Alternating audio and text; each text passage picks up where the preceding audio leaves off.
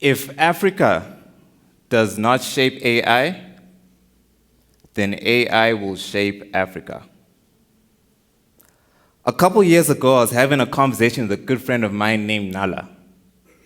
Nala was telling me about her upbringing in an impoverished rural town back home in Ghana. She was telling me that the educational system back home had broken down.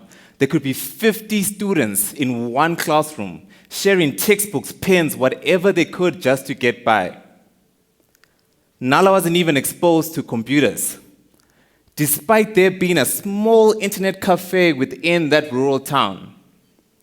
And the reason was, her culture demanded that the girl child after school has to go help the parents within the informal market to go sell goods. The culture demanded that the girl child after school had to go back home and take care of her younger siblings.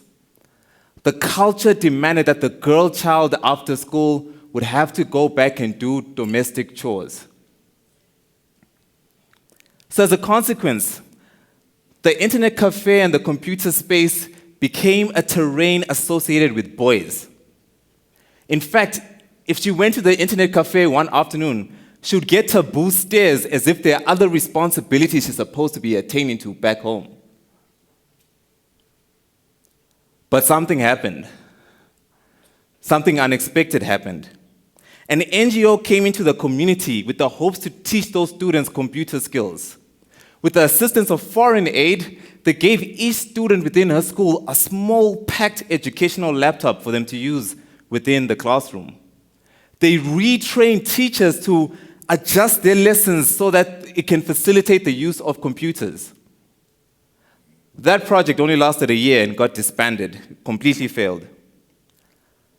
But Nala said something happened.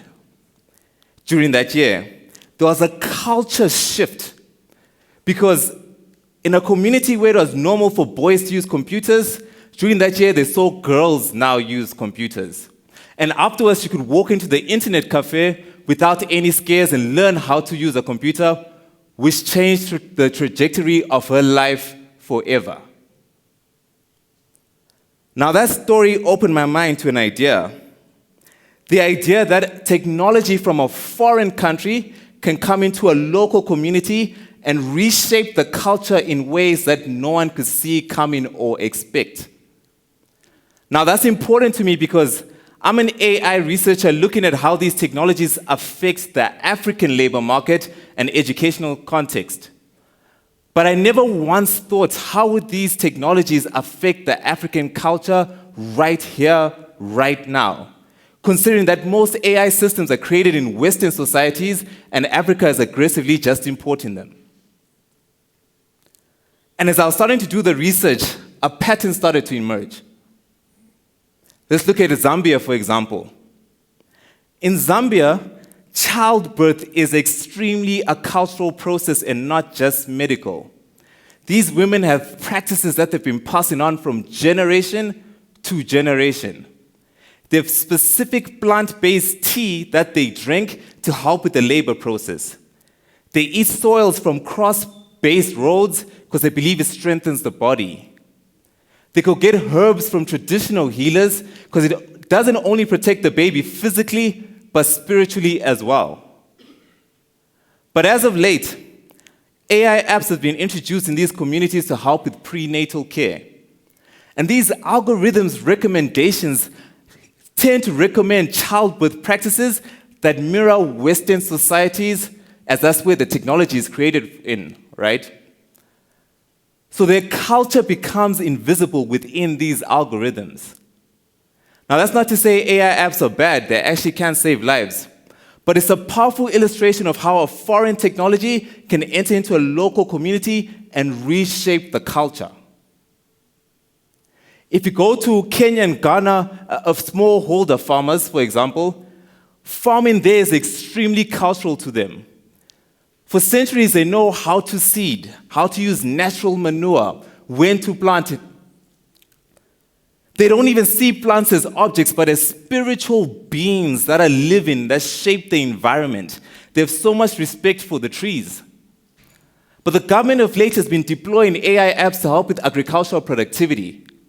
And these algorithms suggest what chemicals to now use within the trees, when to plant, how to plant, without noticing the respect that these local communities have for nature.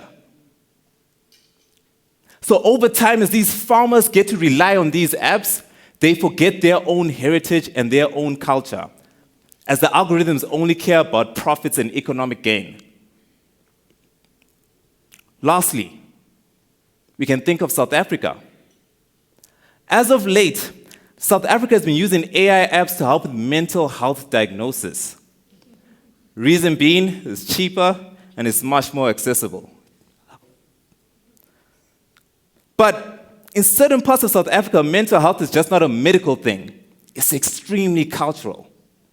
Take, for example, the Nguni tribes, right?